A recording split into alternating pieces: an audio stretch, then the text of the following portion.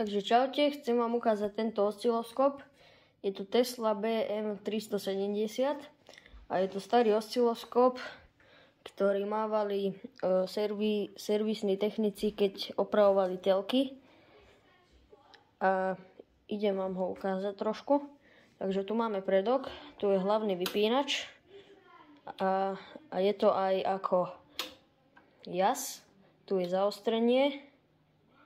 Tu je hore-dole vám posúva priebeh a zo strany na stranu. Tuto je časová základňa, je toto. A toto je amplitúda, že ako vysoko je, aký je vysoký meraný ten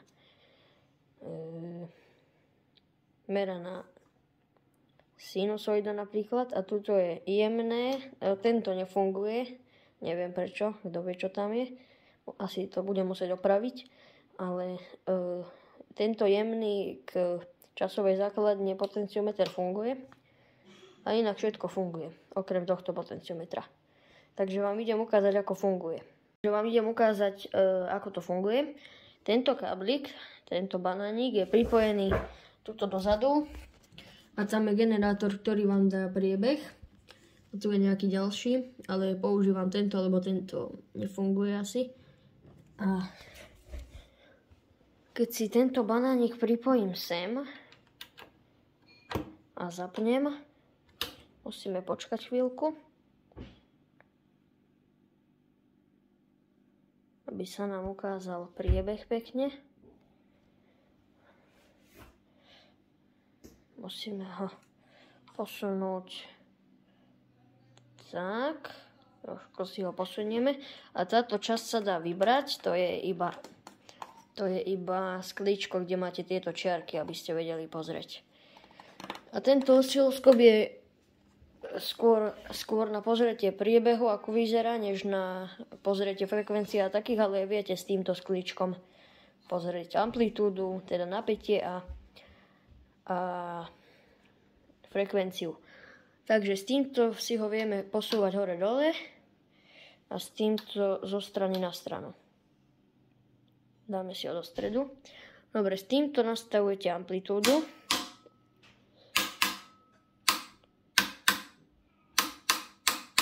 A s týmto trošku mi to bliká.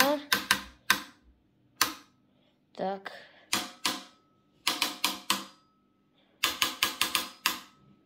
A tento nefunguje potenciometer, ale tento ide, ako vidíte. No dobre, takže tu vidíme krásny priebeh. A ešte vám ukážem, ako vyzerá zvonka. Tu som si ho dal na zem, lebo tuto je viacej miesta. Takže, ako som už hovoril, tuto máme hlavný vypínač s jasom, tu je zaostrenie, tu je hore-dole posúvate priebeh a zo strany na stranu.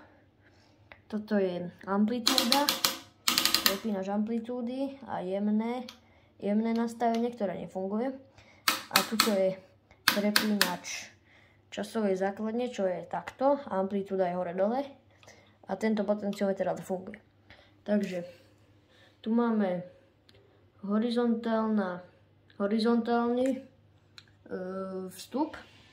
Tu je jedno uzemnenie, druhé uzemnenie. Vstup 1-krát a vstup 3-krát. Takže, a tu už je ten,